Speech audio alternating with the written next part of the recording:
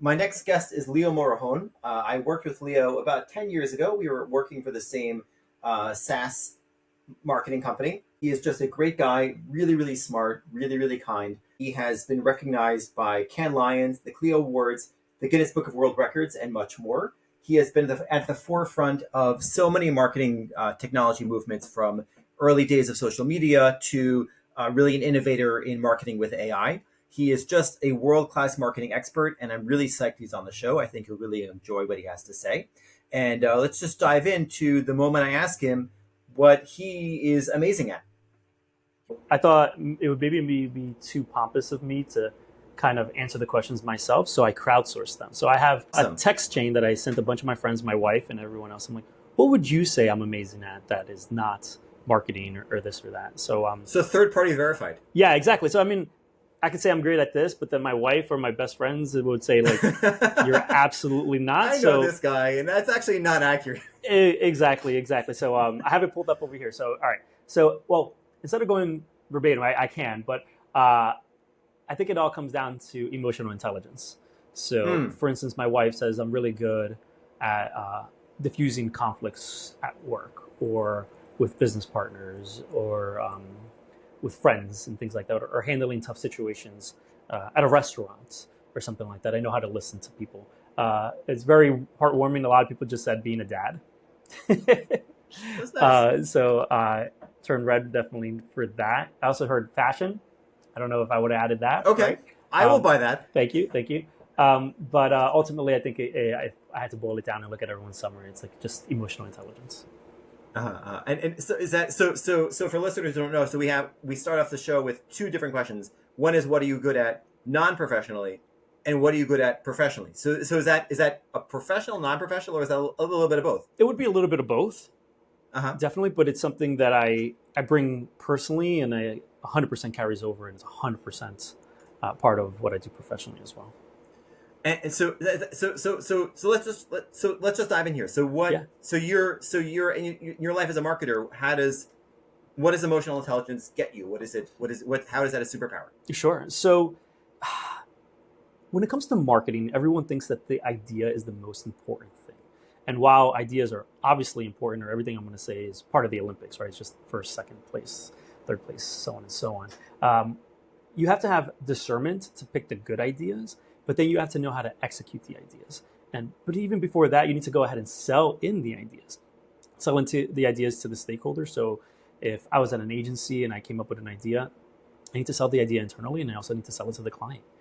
Once we have approval from the client, then we need to go ahead and actually rally the teams and make sure that people are behind you.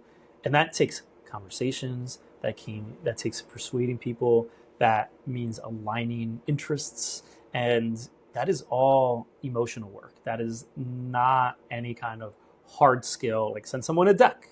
No, it's how do you create the deck? What's the most important thing to the audience and things like that. Very interesting. Is that well, so can you give me like a concrete example of like a time that can you give me a time that it worked really well and a time that maybe it worked less well? Sure. So In time. either order you want to present. Oh no, perfect. I'll give you a time that it worked really well. So I actually have you may know I have the first ever Guinness World Record for the most likes on a Facebook post within 24 hours, and Which was it was literally we're gonna go for a record. Please like this post. That was literally the post for Oreo. I this is not because I wanted to talk about the Oreo cookie tweet, of course, Yeah, but this was not that you're that saying. was not that. That was 3 years prior to. You're referencing the Oreo blackout tweet, which Yeah, happened yes, about yes, yes. 3 years later. Yeah, so this was or two to 3 years later. This was in 2011. We decided to Okay, go for the first ever social media record for the Guinness World Record, and we ended up getting it.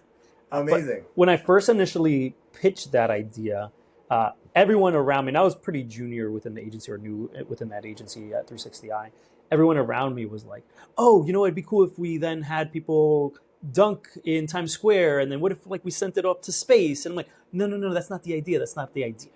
All right. I had to explain my idea over and over, which is okay to different people. And I had to think about like, what do they want? What do they need to hear for me to go ahead and be able to make this happen? And every person that we talked to was a different conversation. Every time we ran into a different obstacle, I had to think about how to deal with the human aspect of it and how to deal with the emotional aspect of it more than like the hard skills of it. Like what's the budget? What's the timeline? That's all easy, right? Dealing with the human component is the more complex part. And what is that? Is that you don't want to hurt people's feelings? You want to make sure they're excited? Like, what's the? I think ultimately it comes down to listening and empathy Uh-huh. and not talking as much. So asking questions, leaving space, and once people tell me their concerns or things that they're excited about, making sure that I am responding in a good way. I wouldn't say positive or negative because it could be something that they don't like, but it's how I deliver it.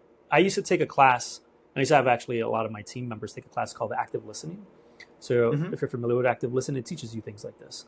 So to explain it, it's some of the basics would be if someone's answering a question, when you go to answer them, repeat the question back to them, right? So, oh, Abe, what you're saying is X, Y, Z, Right. and that shows them that you understand.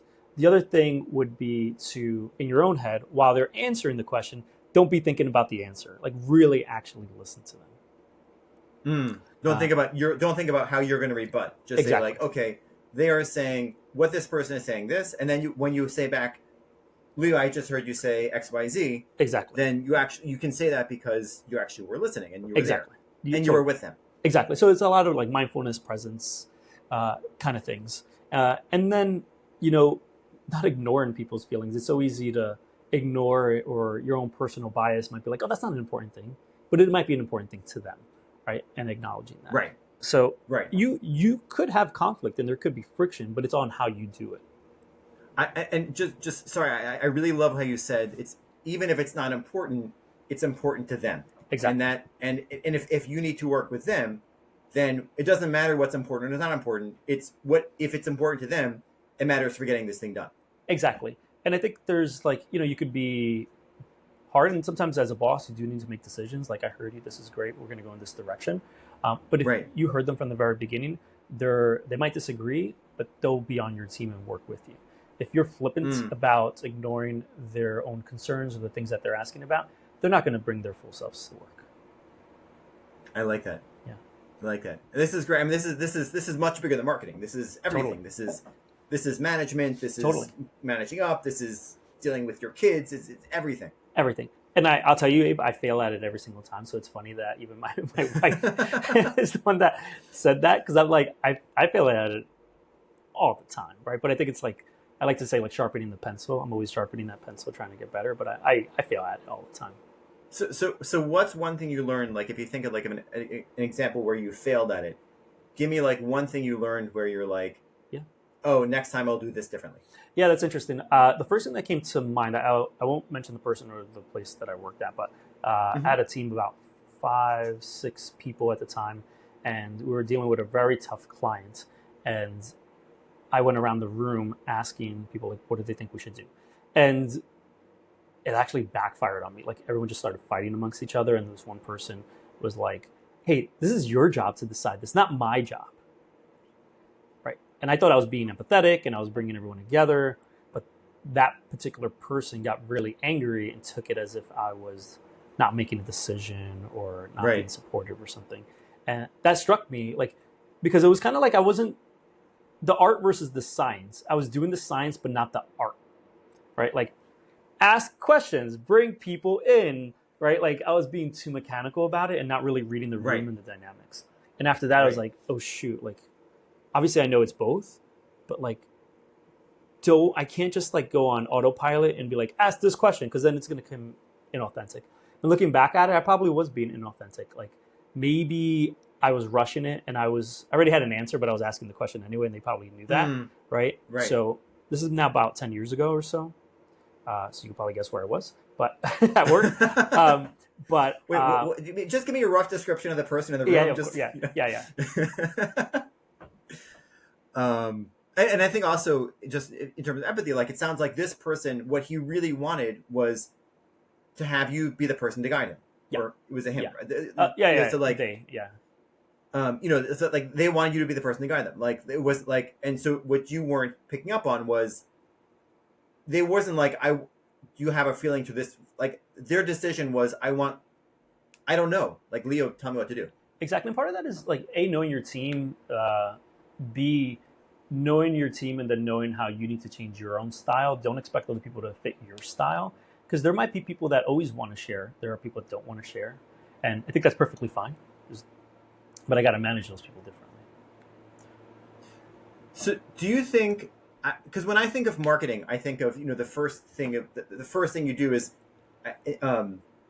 don't start with you. Totally. Don't start with the product. Audience. Start with, okay, what's the customer profile? What does the customer want to hear? What does the customer think? And it's a good marketing is very empathetic. Yes, 100%. And I'm wondering if this sort of approach to people is also made, like, does that carry into your creative? Totally.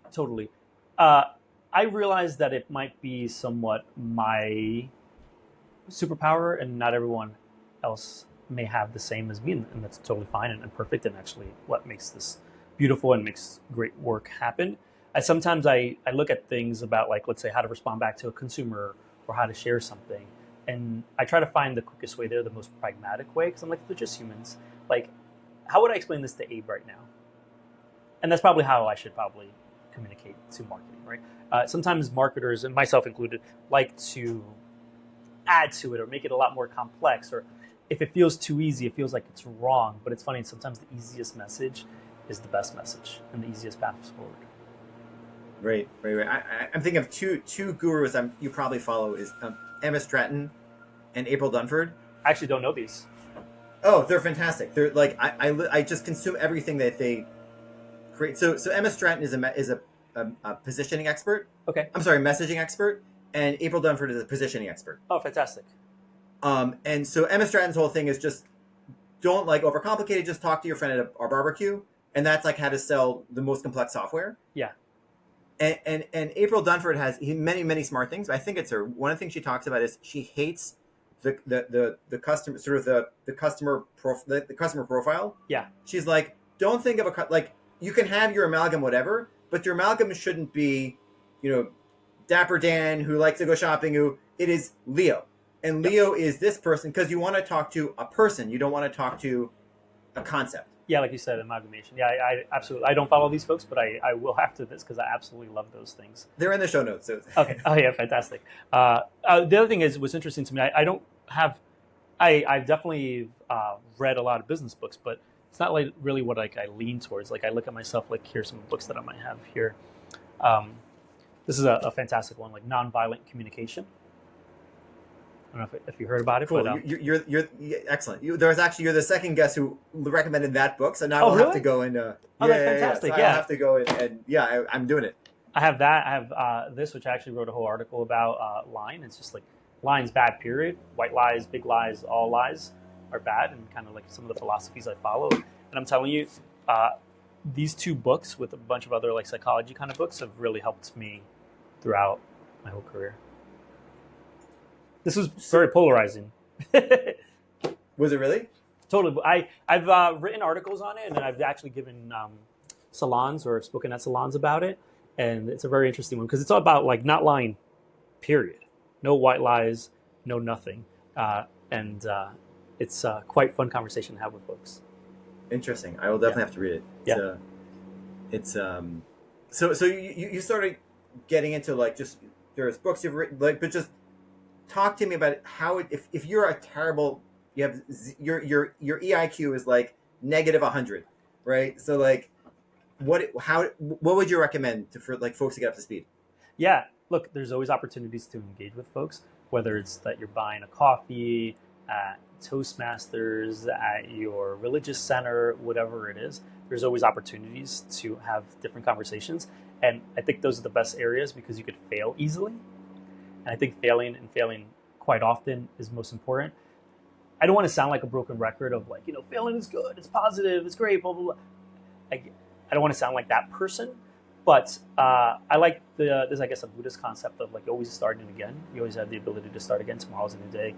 Every second's a new day. Just because you made a mistake doesn't mean that you failed or anything like that.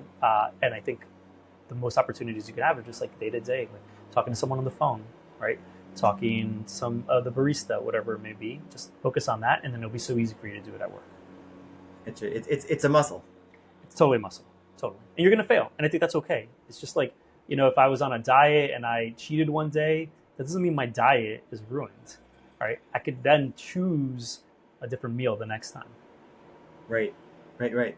And I love that sort of embracing failure specifically for empathy or Yep. specifically for emotional IQ because it it makes everything real. It's like because I think a lot of times for me anyway, like when I walk into a situation, I'm just everything fails. It's because I have to be this and I have to be present this and like Yeah, no, you're just a guy, right? And like totally. and we're all screwing up together. When that's fine, that's cool.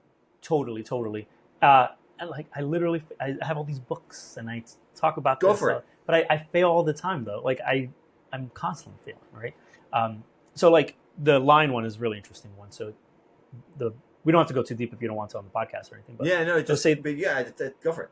that all the book throws away like big lies. Obviously, don't lie about like I have a mansion, come over my house.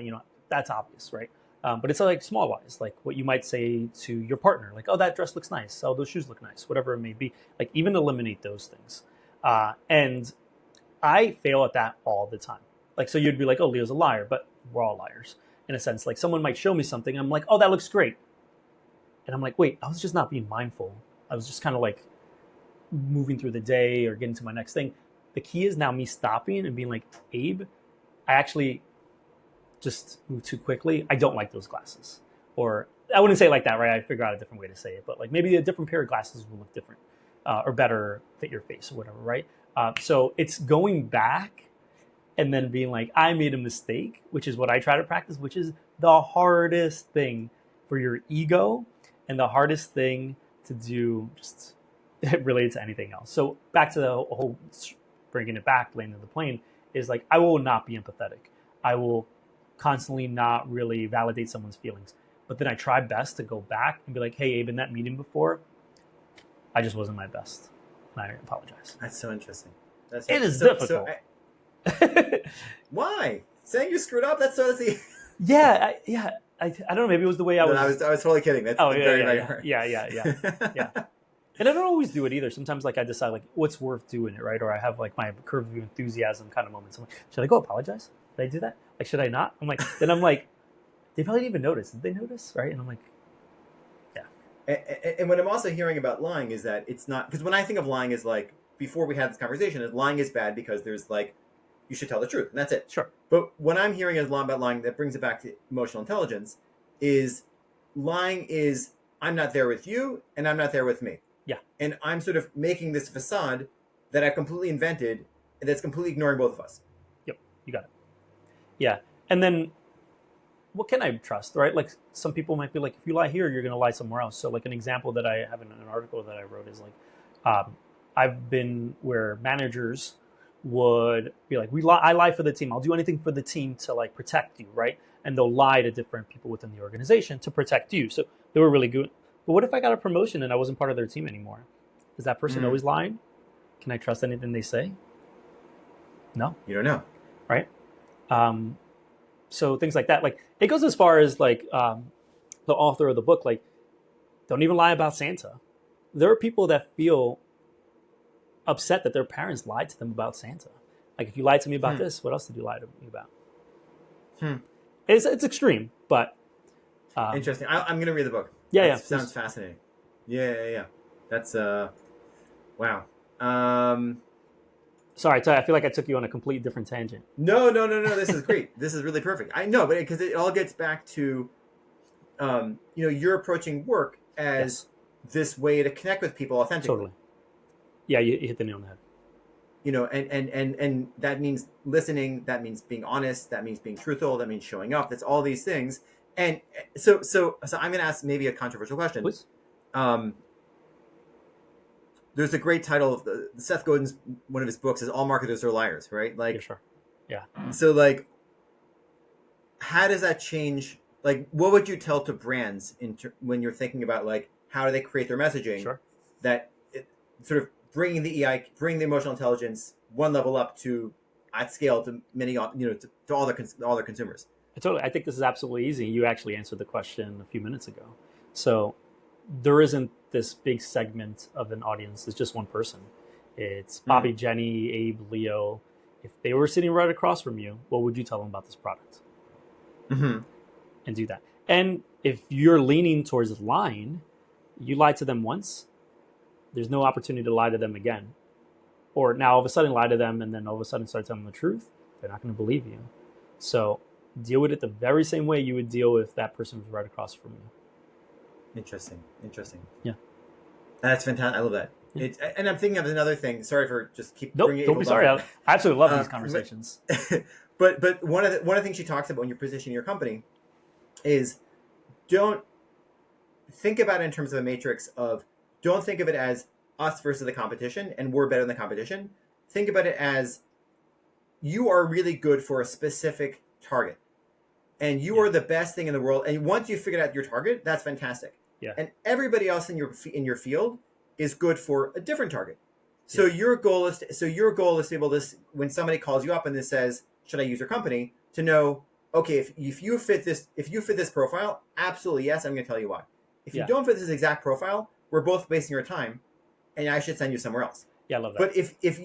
But if you understand who you are and who your customer is really, really, really well, you don't have to make things up because you've already figured out, like, yeah, they're better at those other guys are better at us for A, B, and C. Yeah. But it doesn't matter because you're you and you're not that other company's customers. I love that you went here because I used to teach people active listening. I used to teach them about not lying to, and this is a group of salespeople. And I would say that you should do it, and I do it because of ethical reasons. But if you don't do it because of ethical reasons, it still actually makes business sense. Right. Because? Because if you lie once, you've eroded that trust, right? If you're a salesperson and you're trying to sell something to someone and you lied once, you can never call that person again. So if you're a mass marketer selling a cookie or whatever it is, and you lied about a recall, you lied about an ingredient, how do I trust that all these ingredients in the future are actually good for me now or truthful as to what you're putting in there? Right. It goes on and on. So telling the truth just makes sense, period. Yeah. I like that a lot. Yeah. It's interesting. But again, we get, I think it goes into, and I'm not the first person to say this any means, but like, it's nice versus being kind. We don't want to tell someone that they have something in their teeth because you feel like you're being mean, right? But then I look at it as like, I'm being a bad friend. Why would I let my friends go with something in their teeth to a date? Right. It's actually being really bad. And the same kind of thing if I'm answering, a communication for customer service or developing copy, like, why not go with the truth, right? People are going to believe you and trust you and be part of you, even if you mess up. I like that. I like that a lot. That's really good. So I'd be remiss if I didn't. So you've told me about the Facebook. And you got the world record? Yeah, it's an interesting story that we could go into now or at a later time. But so we decided to go for it. And what's funny is there was a picture. This is real. A picture of like Vin Diesel like flexing that had like millions and millions of likes on it. But because he never actually went for the Guinness World Record, it's not like randomly given to people. We decided to go for it, and within like 6 hours, Lil Wayne said, "I'm going to go for it too," or his people said, "I'm going to go for it too." So we hit it, and we got 114,000 likes on it. But then Lil Wayne completely destroyed us. But because we did it within a 24-hour period, we started it, got it, then he beat us about 6 hours later or whatever it was. Oh so, no! But for those 6 hours, what's the record now? Do you know? Like I feel like that's I don't know what the record. Yeah, it's probably in the many millions. Definitely, it's like Taylor Swift or some sports person. That's yeah. So you have to go back and like beat out Taylor Swift at the totally. Yeah, and I would say it could be like even multiple millions because on Oreo we could easily get like hundreds of thousands like back in the after this like years back in 2011 when all this stuff was super new. Yeah, right. Yeah, totally, easily. So and then tell me about the Oreo in the dark tweet. The Oreo blackout tweet. So what's funny is you can't actually have the Oreo blackout tweet without having the Guinness World Record and like building that team, building that muscle to doing things in real time, reacting on social media, getting buy-in from different clients and different people internally. But to explain what it is, about 3 years later, we were in a war room. So for those of you who don't know what a war room is, basically just a room where we're all working together on one particular mission, in this case, the 2013 Super Bowl. And all of a sudden the lights went out. and we were just there tweeting about regular things. The lights went out on the field. In the field, yes. Thank you for that. So the lights went out in the field, not in our room. No one would have cared. It's like, oh my god. Yeah, exactly. We can't see our desktops. Oh, great marketing. They still tweeted in the dark. Yeah, we did. That's funny. So yeah, the lights went out in the field, and we all looked around the room and were like, we need to tweet about it. And we tweeted about it, and it ended up going ridiculously viral. So people started talking about how fast Oreo was moving, how incredibly creative they were, being able to create content and post it. And it's now actually probably one of the most polarizing tweets in the world because it won a Cannes. I have a Cannes line for it. I have a Clio for it, and the whole team does, right? Everyone was in the room, not just me. But people were like, should a tweet win an award like this, right? Like, and there's also people that beat us. So I think it was Tide, Calvin Klein, and a bunch of other folks that actually tweeted faster than we did. Interesting. Yeah. Interesting. But I feel like, so first of all, even just getting something out is not, it's not a race to the finish line. It's the most engaging creative. That's the totally, but it's also the most important. How recognizable is the brand and how many people follow it initially, and also everybody's got their tailwind. Exactly, and then PR behind it, right? Like I think, as you know very well, PR professional, like who could get it to the most important influencers faster, and yeah. That's I wonder have tweets, because I feel like that controversy made sense when Twitter was like, what is this? I don't know how to understand it, but I can't imagine something on Twitter or TikTok or being not part of the, like people poo-pooing something because it's on social media today. Yeah, it's going to happen. There's not going to be any more like everyone does real-time marketing. Right. So it's not novel anymore. It was novel back then for us to be able to move so quickly. Right. Because there are still some brands that work this way, but like on Oreo, I'll give you this would actually cement it a bit more. The whole story is that I would know in like July what we're going to be posting for New Year's. Like that's how much we planned out content. Legal had to look at it. Brand managers needed to look at it. Account people needed to look at it. But because back to like the whole authenticity thing, we built trust with the client. The client actually was in the room, so they were able to okay it. But there wasn't a lot of iterations because we knew the client well. The client trusted us. We knew how to move fast. We knew our team, and we just like worked like a well-oiled machine, and we were able to get something out super fast. But I love that, because had you just been a bunch of talented people, like to your point, bringing back to the emotional intelligence piece, they would be like, I'm not trust. Like this is one of the biggest brands in the world. I'm not and this totally. Is probably we're probably mostly young. Yeah. Like I'm not giving my brand to a bunch of 20-year-olds. You got it. I think you bring a good point, Abe. Right? Like it's like I've seen so many great ideas. I've worked with some of the most brilliant people, a bazillion times smarter than I could ever be or will ever be. But just the ideas fail because they're not trusted advisors. They're not putting themselves in the other people's shoes. It's just like, this is a great idea. Period. That doesn't help anybody. It works sometimes, right? Yeah. But right. You have to have that trust. Yeah. Awesome. Cool. Leo, thank you so much. This has just been a fantastic conversation, and I'm so happy. I'm happy we're connected again, which is great. Same. And thank you for being on the show.